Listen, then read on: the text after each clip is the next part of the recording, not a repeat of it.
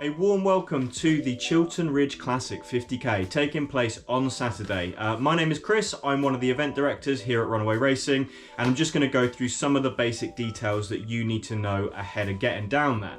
So, first thing I'll say is if you want any resources, any information about the race, do head over to our website runawayracing.com.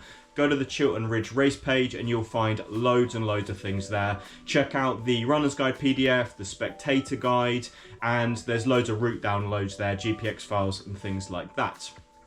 I'll go through things in chronological order. So first of all, let's go to Friday. Now, if you are in the area and you want to come pick up your bib, we're doing a pre-registration. So from 6 p.m. until 7:30, you can come down to the castle, which is the start location, and pick up your bib and get ahead of the queues on Saturday morning. Okay, so let's head over into Saturday. So we are running a coach service from Wendover train station to the start. That has to have been pre-booked. We are now sold out on those buses. They are full. But if you've already got an entry, a ticket for those buses, then they're leaving at 7:30 and 7:45 from Wendover train station. You need a park in Wendover train station car park, and then just jump on the bus, and that'll get you down to the castle, to the start location in plenty of time. If you're not sure if you're on the bus, you can head over to our website. There's an entrant list there and it will show you if you have the bus booked. That's on the race page. Scroll down to the bottom, that's where you'll find that. We do also have post-race buses. So if you want to park at Berkhamsted or within Berkhamsted, there's lots of public car parks within Berkhamsted. That means you can arrive a little bit later, chill out, and then you can run the race, and then you can get the coach back to Berkhamsted, back to your car after the race. Those coaches leave at 4:15 and 5:15, so you would need to finish the race in 8 hours or under in order to get on that 5:15 bus. Bib collection on race day is open from 7:15 until 8:30. That's at Berkhamsted Castle right at the start. There is no parking at the castle itself, so if you are arriving into Berkhamsted, you do need to use one of the public car parks. There are many. Bag drop, we will transport a bag if you need us to from the start to the finish. There will be a van outside of Berkhamsted Castle. Just walk down to there, give it to a marshal, make sure it's labelled and whack that in the back of the van. That'll be waiting for you at the finish line. Alright, let's have a look at navigation. That's probably the most important thing to go through. So the whole course is marked. We mark the course with our orange signs, so that's what they look like. That is what you're going to be following. Follow these for 50k and you will get to the finish. In between those signs, you will see orange ribbons like this, and there'll be a few other warning signs and bits and pieces, but orange signs is the key.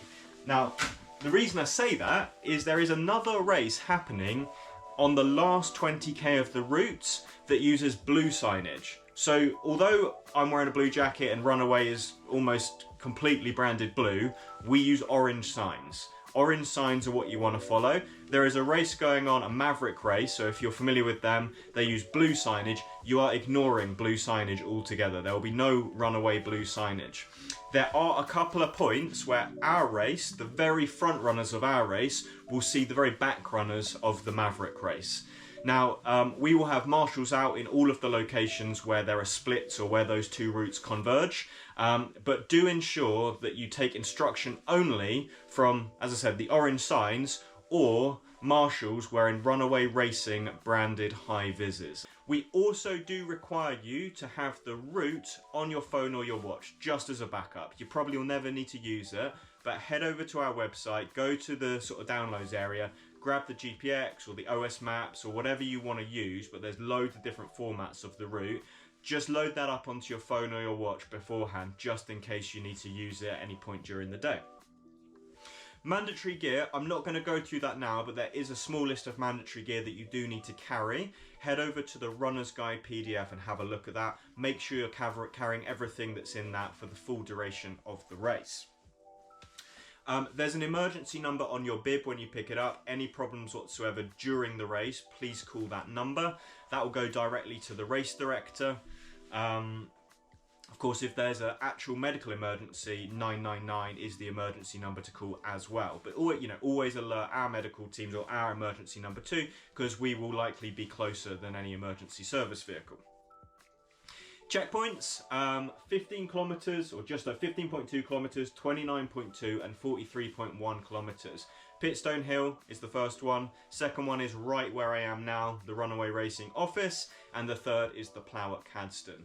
At all three of those locations you will find toilets, but the second two, they're not directly, you'll have to just walk around the corner to find them. If you need the loo at those locations, ask a marshal, they'll show you where to go.